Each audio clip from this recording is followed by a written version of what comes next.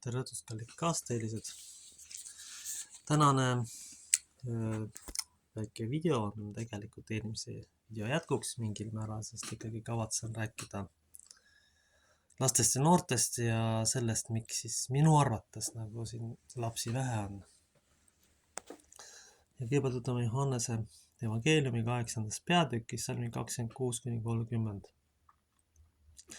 Mul on teist palju öelda ja teie kohta otsustada, aga see, kes mind läkitanud, on tõeline.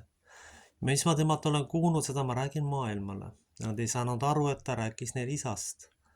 Siis ütles Jeesus, kui te inimese poja olete ülendanud, siis te mõistate, et mina see olen, et ma ei tee midagi iseenesest, vaid räägin seda selle järele, kuidas mu isa mind on õpetanud ja see, kes mind on läkitanud, on minuga. Ta ei ole mind üksi jätnud, sest ma teen ikka, mis on tema meelt mööda. Kui ta seda räägiks, uskus paljud temasse. Aamen. Kui me võtame nüüd sellised lihtsad asjad, me ei võta isegi mitte vaimulikke asju, vaid võtame lihtsalt loodusseadused. Iga populatsiooni elujõudu tegelikult näitab see, palju tal on järglasi ja kuidas ta nendesse suhtub.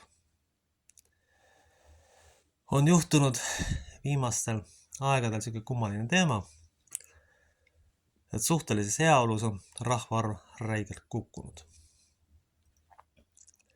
Aga siin on üks oluline probleem, mida ma tegelikult ei olegi käsitlenud. Ma küsisin täna endal teiba teenides, et millist last siis seest on õigupoolest aktsepteerib, aga kurb tõden sellest, et aktsepteerib ainult eliiti kuuluvat last, kes ise endaga hakkama saab ja kellega tegelikult mitte mingeid probleeme justkui oleks. See on pärit tõenäolisest kodusest miljööst, kus siis eeldatakse inimene on selline loom, kes ühtegi viga ei tee, mitte millegi vastu ei eksi. Kui me nüüd läheme jätkuvalt ülesse kogu ühiskonda, siis see ühiskonna suhtumine nõrgematesse on lihtsalt katastroofiline. Sellisest asjast nagu sotsiaalsüsteem ja toetus tegelikult oma rahva suhtes ei tea kohaliku kurima element sisuliselt mitte midagi. Hea meelega lükkaks nad üldse prügikasti ja annaks ressursid võõrastele. See on väga valus moment, mida tuleb igal sammul ikkagi jätkuvalt tunnustada. Tegelikult üks suur läänemaailma viga on seda arvatakse, et kõiki lapsi saab õpetada ühe programmi järgi. See on võimatu, see on välistatud. Jutt laste geneetilisest võrdsusest on lihtsalt idiotism. See ei päde mitte kunagi. See ei ole lihtsalt võimalik. Sellepärast, et esiteks igal ühel on erinevad talendid.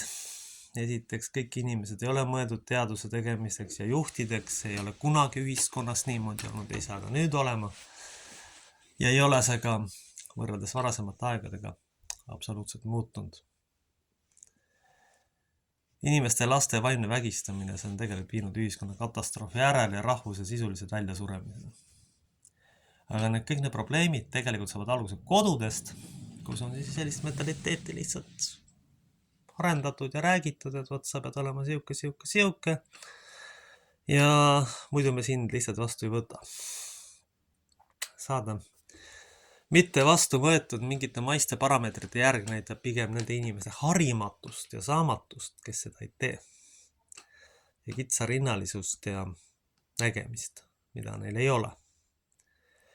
Põhimõtteliselt ikkagi peaks hakkama juba kodudest varakult seletama, et kõik inimesed ei ole ühtemoodi, kõik ei ole ühtste võimetega ja ütleme ausalt välja, et kunagi pole ühiskonnas olnud seda momenti, et kõik oleks nüüd tohutud edukad, rikkad, jõukad ja nii edasi kõike muud.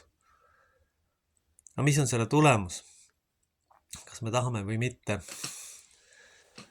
Öeldakse, et iga rahvas on väärt oma juhte, aga mina ütlen siia juurde, et kõik juhid on pärit kuskil kodudest. See, mida me praegu näeme peavoolus toimumas, on tegelikult paljude kodude peegeldus. Orjalikkus, nõrgematest ülesõitmine ja kõikide maiste võimude kummardamine, küsimusi esitamata, saamata aru, mis üldse toimumas on. Kui seltsimehed käsevad makse tõsta, nad tõstavad mõtlemata tagajärgedele. Kui seltsimised ütlevad, et lapsi ei tohi toita, siis nad seda ütlevad.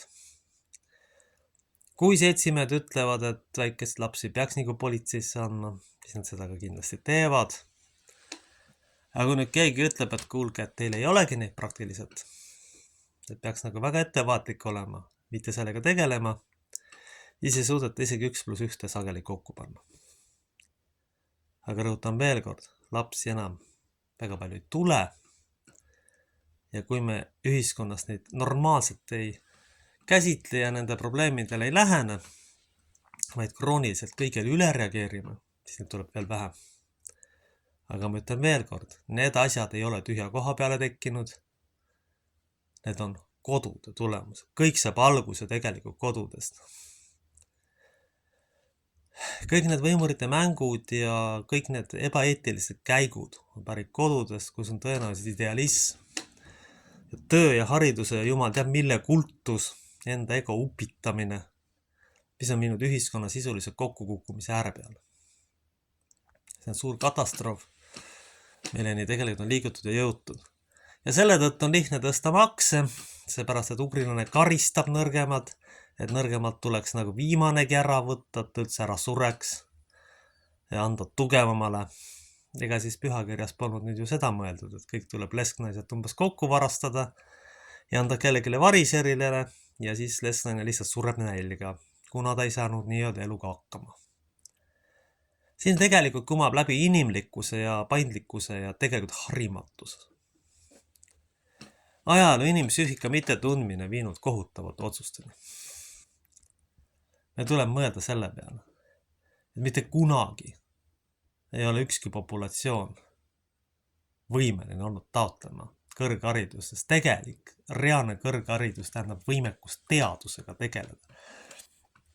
Ja see tähendab seda, et teil on kriitiline mõtlemine ja suur analüüsivõime, mitte et teil olete globalistidele kulpi või ükskõik kellele jooksete lihtsalt kaasa mõtlemata üldse, mis see tagajärg on.